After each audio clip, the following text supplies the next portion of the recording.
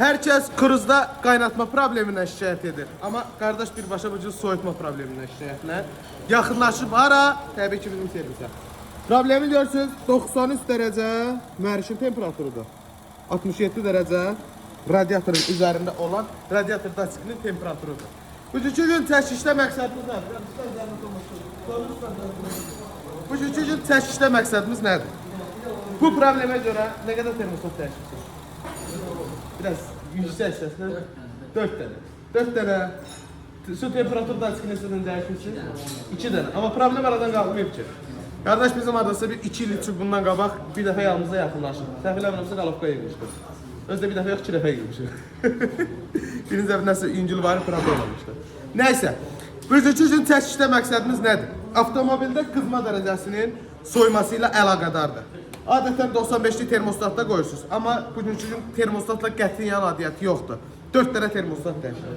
Problem avtomobilin temperatur daçikindəndir. Bax 90-93 dərəcədir. Bunu baxsam zamok keçdiyi üçün ona görə getdi. Dedim axı gedəcək. Avtomobildə mühərrikin temperatur dərəcəsi 93 dərəcədir. Radiatorda 63 dərəcədir, 67 dərəcədir. Çünki radiator avtomobilin soyutma mayesini soyutmaq üçün nəzərdə tutulur. Ona görə də avtomobildə radiatorda olan soyutma dərəcəsi aşağı olmalı ki, mühərrikdə olan temperatur dərəcəsində aşağı sala bilsin. Və ona görə bir dənə temperatur daçiki dəyişəcəyik. Daha doğrusu dəyişmişi problemlərdən qalır. Bir dənə temperatur daçiki nəzərdə olmasa, əzəl verəcək. Maşındadır, nəysə vermə lazımdır. Bir dənə temperatur daçikini dəyişdi yazı qardaşlar. Problem bunlardan aradan qalxdı.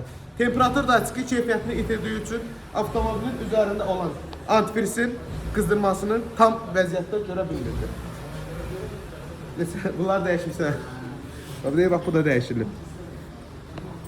Problem əlbəttə ki harada tapılır? Tapılmayan problemlər gəzirsiniz. Ora, bura problem aradan qalxmır. Yığırsınız bax bu vəziyyətdə daçikləri, gəlirsiniz üstünüzdəki problem aradan qalxmır. Problem aradan qaldır getsin. Problemi aradan qaldırdıq. Qardaşlar birbaşa xeyri olsun deyirik. Bunu da çəkiş etdim ki məlumatınız olsun. Avtomobildə soyuq havalarda temperatur daçikinin keyfiyyətini itirməsi çox hallarda baş verir. Tək Chevrolet modelindən yox, ümumi bütün modellərdən söhbət gedir.